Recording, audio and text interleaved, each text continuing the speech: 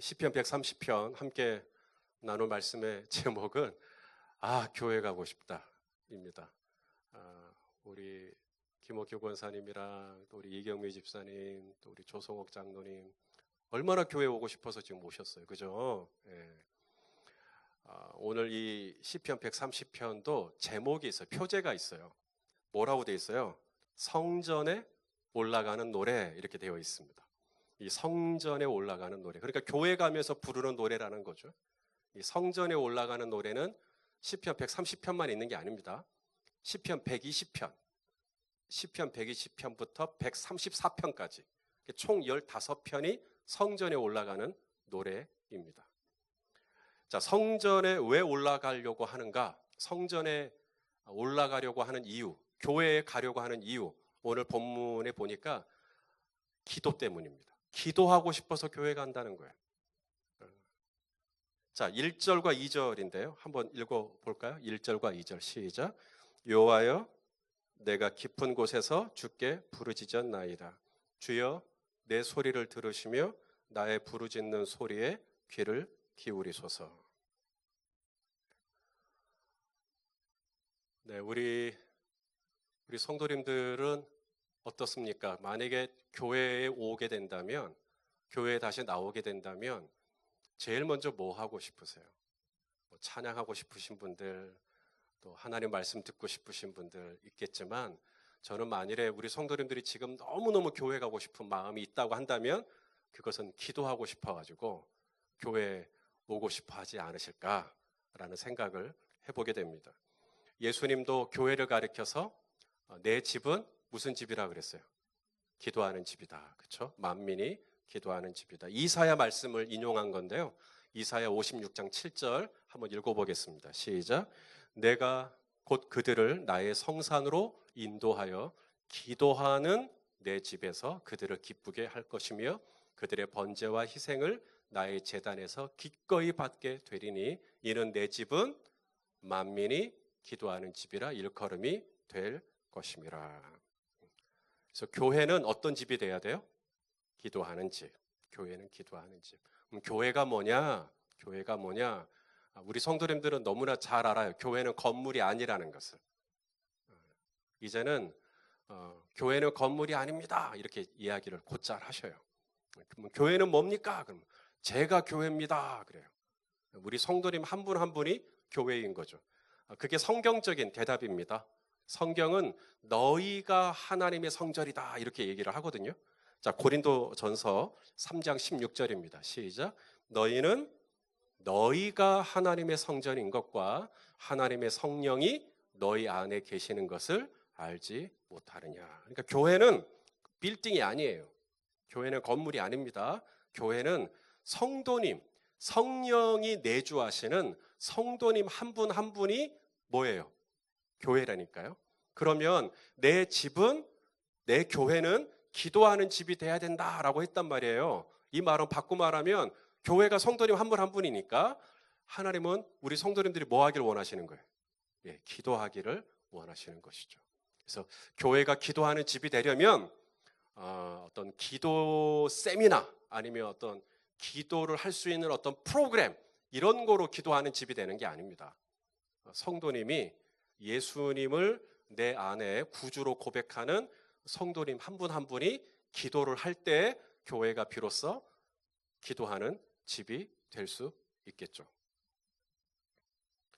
자, 그러면 어디서 기도를 할 것인가? 우리 성도님들은 지금 교회로 오고 싶어도 올 수가 없는 이때에 어디서 기도를 하면 좋을까요? 예, 그곳이 거실이면 거실에서 기도를 하면 그곳이 바로 기도하는 집이 되는 것이고, 일터면 일터가 바로 기도하는 집이 되는 것이고, 만약에 운전을 하다가 기도할 수 있나요? 운전하다가 기도할 수 있죠. 그러면 그 차 안이 바로 기도하는 집이 되는 것입니다.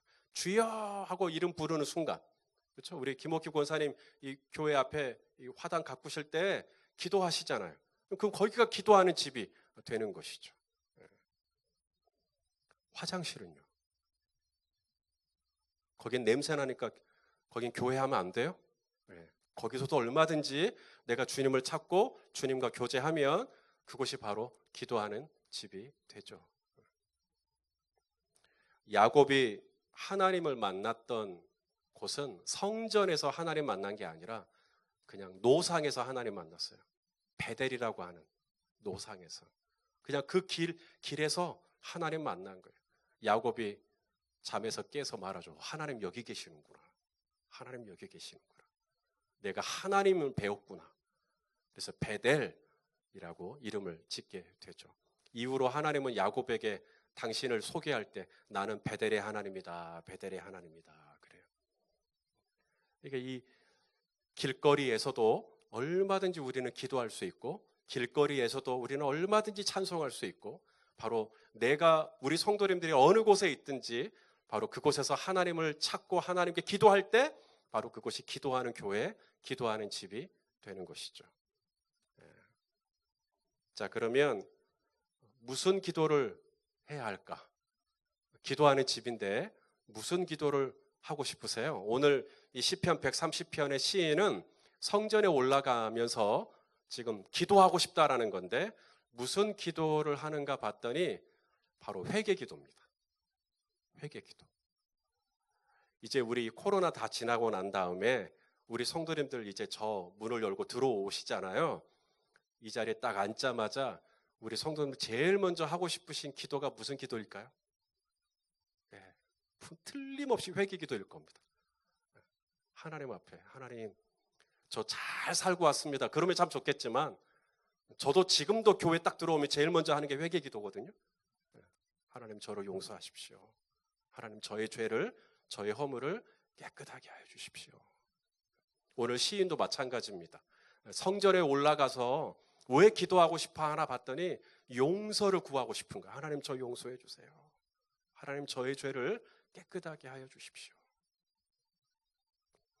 세상은 이러한 우리의 기도를 이해를 못합니다. 당신은 왜 교회 가느냐? 회개 기도하러 간다. 그러면 세상은 그걸 이해를 못해요. 왜냐하면 세상에서의 이 죄의 기준과 우리의 죄의 기준이 좀 달라요. 세상은 죄가 뭔지는 아는데 들키지 않으면 그건 죄 아니에요. 그렇죠? 들키지 않으면 회개할 필요 없어요. 그런데 우리 성도들은 들키지 않았어도 누가 나한테 너 죄인이야 어떤 죄를 이야기하지 않았어도 우리는 회개해요 안 해요? 우리는 회개합니다. 이렇게 양심의 기준이 다른 거예요. 죄를 인식하는 기준이 다른 겁니다. 이걸 누가 알았냐 몰랐냐가 아니라 그것과 상관없이 우리는 회개합니다. 그러므로 오늘 이 시편 130편의 이 시인은 보통 시인이 아닙니다. 굉장히 예민한 시죠. 이 예민하다라는 말은 잘 삐진다는 이야기가 아니라 죄에 민감하다는 겁니다. 죄에 민감한 시인이에요. 오늘 본문에 나온 이 시인은 오늘 그 점심을 강성일 목사님하고 같이 밥을 먹었는데 강성일 목사님이 가다가 이제 자기 딸 예선이 이야기를 하는 거예요. 이 예선이에게 이제 티밥 아세요? 네, 티밥을 이렇게 주는 건데 그럼 예선이가 주워 먹죠. 왜 티밥을 그렇게 주는지 모르겠어요. 그래서 바닥에 이렇게 흘리면 이제 예선이가 막 주워 먹는 건데 예선이가 티밥만 주워 먹으면 문제가 없죠. 근데 뭘 주워 먹을까요? 먼지를 먹어버린다는 거예요. 그러니까 예선이 아직 어리잖아요. 아직 어리니까 그냥 막 들어가는 거예요. 근데 희선자매 먼지 좀 먹어봐요? 요즘도 먼지 찾아서 이렇게 막 맛도 봐요? 아니죠. 사람이 성장을 하고 지각이 생기면 이제는 먼지를 먹으면 안 좋다라는 걸 말을 하지 않아도 알아요. 그죠? 성숙이라는 게 뭘까? 성장이라는 게 뭘까? 이 감각이 예민해지는 거예요. 이제는 그게 더럽다라는 걸 아는 거죠. 그게 깨끗한 게 아니라는 걸 내가 아는 거예요. 어렸을 때는요. 그냥 막 먹었어요. 그냥 막 아무렇게나 막 다 먹었어요. 근데 이제는 그렇게 먹으면 안 되는 거죠. 사도 바울이 얼마나 훌륭한 하나님의 사람입니까? 사내들인 공회 앞에서도 쫄지 않고 자기가 만난 예수 그리스도를 증거하고 벨릭스 총독, 베스토 총독, 아그리빠 왕 전혀 주눅 들지 않고 자신이 만난 다메섹에서 만난 예수님을 증거하고 부활의 주님을 증거하고 뭐 의롭고 뭐 흠이 없고 뭐 완벽해 보이는 바울인데 이 바울이 그의 인생 말년에 마지막 이 목회 서신을 쓰는데 디모데에게 그런 고백을 합니다. 사랑하는 아들아, 내가 죄인 중에 괴수다. 이런 고백을 해요. 그러니까 사람이 나이가 들면 들수록 그리고 신앙의 연륜이 깊어지면 깊어질수록 바울을 통해서 확인하는 게 뭐냐면 자신의 죄에 민감해지는 거예요. 내가 얼마나 죄인인지, 내가 얼마나 문제가 많은 사람인지. 젊을 때는 없대요. 저 막 이렇게 해요. 그런데 저 하고 손가락질을 가리킬 때 나머지 네 손가락은 날 가리키고 있는 거예요. 나도 문제가 많은 거예요. 이걸 시간이 가면 갈수록 느끼는 거예요. 오늘 이 시편 130편의 저자가 그런 사람인 것 같아요. 자신이 성전에 막 올라가고 싶다는 거예요. 교회 가고 싶다는 거예요. 당신 왜 그렇게 교회를 가고 싶어 하느냐? 내가 지은 죄가 많아가지고 나 회개기도 하러 가야겠다는 거예요. 여러분, 이 회개기도 그냥 막 해요? 그냥 눈 감고 주여 저를 용서해 주십시오. 그러면 막 회개기도가 돼요? 회개기도는요. 자, 우리 불 끄고 주여 외치고 회개기도 합시다 한다고 회개기도가 다 터지는 거 아닙니다. 회개기도를 할 수 있으려면 최소 세 가지가 만족이 돼야 돼요. 첫째는 하나님이 내 죄를 알고 계신다. 그 사실 앞에 먼저 딱 분명하게 있어야 돼요. 누가 알아요? 내 죄를? 하나님이. 그래야 회개기도를 할 수 있어요. 사람은 속일 수 있나요? 없나요? 사람은 속일 수 있어요. 그런데요, 하나님은 나를 다 아신다. 이 믿음이 있는 거예요. 자, 오늘 본문에 그런 표현이 나오죠. 자, 우리 오늘 본문 3절 말씀입니다. 우리 3절 말씀을 같이 한번 읽겠습니다. 시작. 여호와여 주께서 죄악을 지켜보실진데 주여 누가 서리이까? 자, 주님이 죄악을 어떻게 하신다고요? 지켜보신다. 지켜보신다. 그러니까 내가 죄를 지을 때 주님이 다 뭐하고 있었다는 거예요? 다 보고 있었다. 여기 지켜보신다라는 말이 히브리어 원어로 하나님이 다 기록하고 있다는 거예요. 하나님이 다 적어 놓으셨어요. 손희선 목사 너 이랬지 저랬지. 그러니까 우리가 하나님 앞에 설 때 떳떳하게 설 수 있는 의인은 우리 중에 아무도 없죠. 회개기도를 누가 할 수 있느냐? 하나님은 나의 죄를 알고 있다. 그 사실 앞에 두려워 떠는 자입니다. 두려워 떠는 자.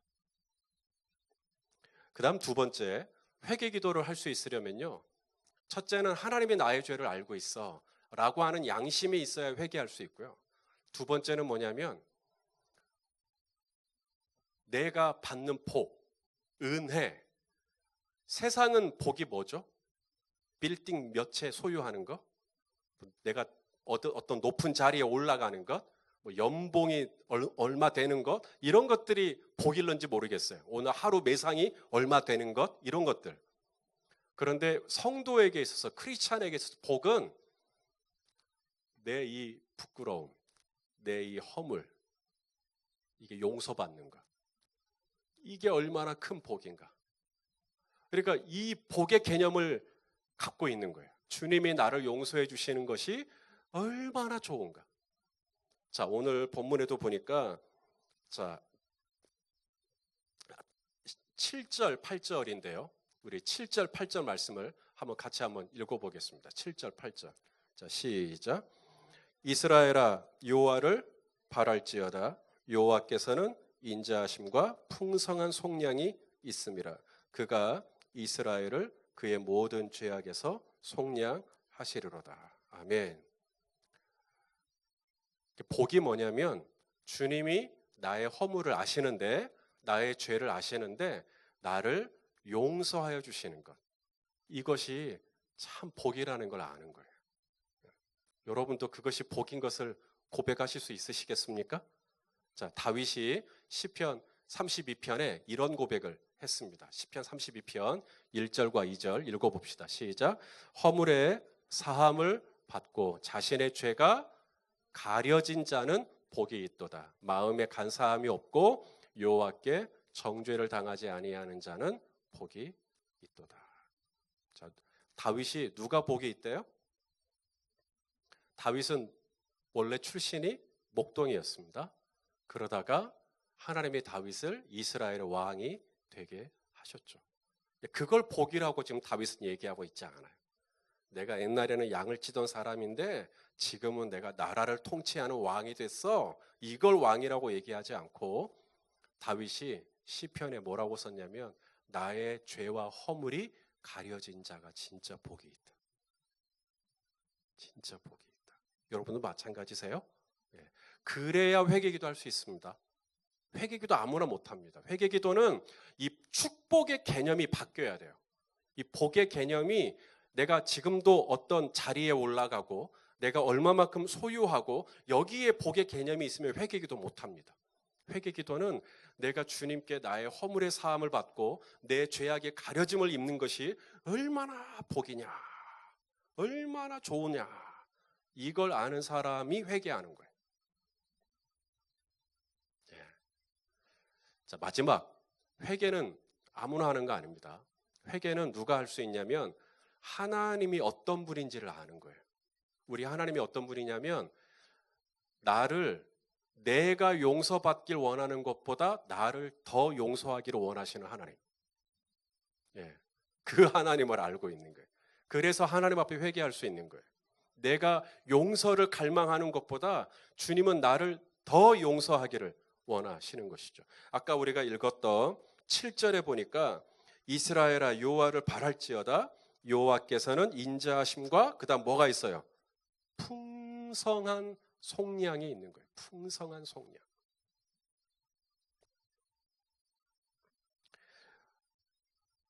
저하고 제 아내하고 이제 아이들에게 그런 얘기를 합니다. 시몬아, 시와야, 너희들 잘못하면 뭔가 이렇게 실수를 하면 엄마 아빠에게 사실대로 얘기를 해라.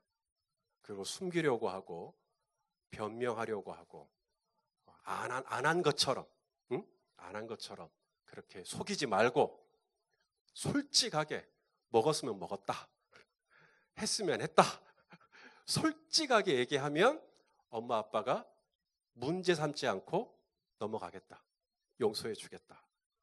여러분도 그래요?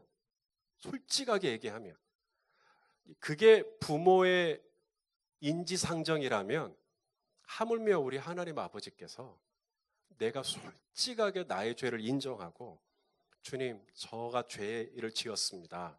주님, 제가 잘못했습니다. 라고 나아갈 때 주님이 어찌 우리를 용서해 주시지 않겠는가? 그러므로 우리가 할 일은 뭐죠? 주님은 나의 모든 허물을 다 알고 있잖아요. 그죠?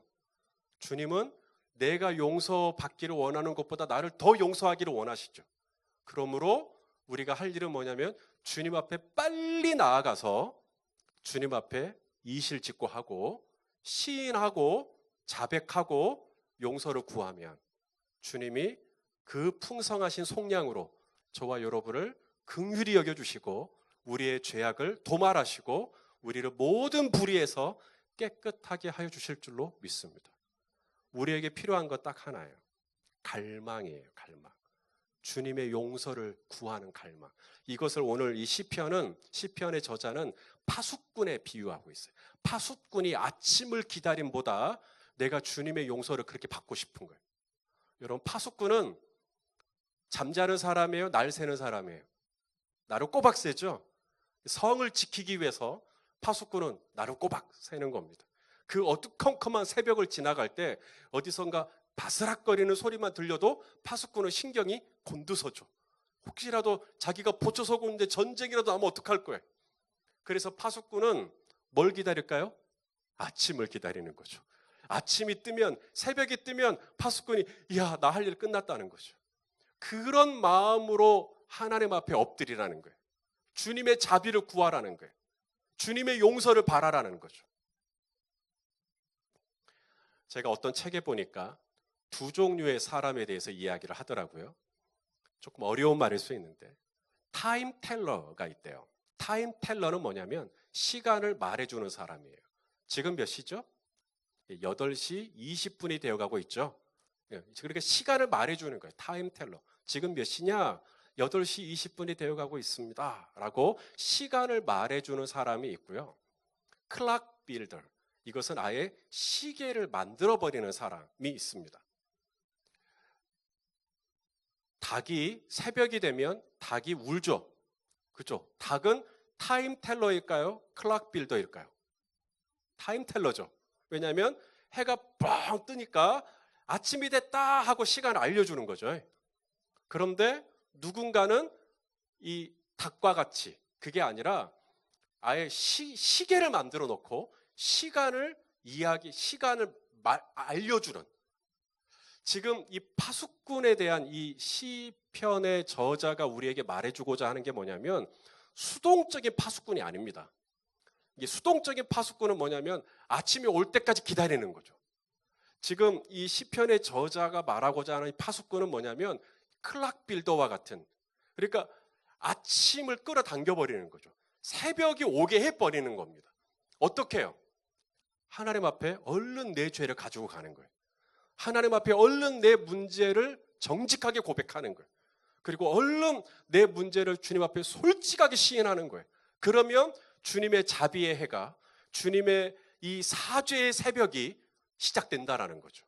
바로 그런 마음으로 파수꾼이 아침을 기다림같이 내 영혼이 주님의 자비하심을 기다립니다. 그런 마음으로 성전으로 올라가고 있는 거예요. 너무너무 자신의 죄가 아프고 자신의 이 문제가 심각하다고 느껴서 성전에 올라가서 빨리 그 죄를 토설하고 주님의 자비를 너무너무 받고 싶은 거예요. 그래서 주님이 나를 용서해 주신다는 그 감격, 주님이 나를 깨끗게 하셨다라고 하는 그 자유케 된 그 능력을 가지고 내가 다시 한번 내 일상을 살아보고자 하는 그런 갈급한 마음으로 성전에 올라가려고 하는 노래를 오늘 우리가 보고 있는 것입니다. 우리 성도님들 많이 답답하시고 지금 성전에 와서 막 여기서 찬양하고 또 말씀도 받고 또 여기서 기도하고 싶은 마음 10분 이해합니다. 우리가 나중에 이제 이 본당에 자유롭게 들어와서 함께 예배하게 되는 그날, 오늘 이 시편의 저자처럼 주님 앞에 나의 모든 것들, 허물들, 부끄러운 것 다 꺼내놓고 용서받고 자유케 되고 치유되고 새로워지는 그런 은혜를 다 같이 누릴 수 있게 되기를 간절히 소망합니다. 그때까지 건강하시고 다시 우리가 함께 모여서 예배하는 날이 속히 올 수 있기를 간절히 저도 소망합니다. 주님의 사죄의 은혜가 이 성전에 와야만 있는 거 아닙니다. 우리 성도님들이 계신 곳이 기도하는 집이에요. 그 기도하는 집에서 주님의 풍성한 속량을 바라보면서 주님 저 용서해 주세요 기도하면 주님이 새벽이 오는 것 같이, 아침이 오는 것 같이 우리 성도님들을 깨끗하게 용서해 주시고 새롭게 해 주실 줄로 믿습니다. 이 풍성한 인자하심을 힘입고 또 은혜 가운데 사시다가 또 주일날 또 우리가 함께 만날 수 있었으면 좋겠습니다. 은혜가 가득하시기를 주님의 이름으로 축원합니다.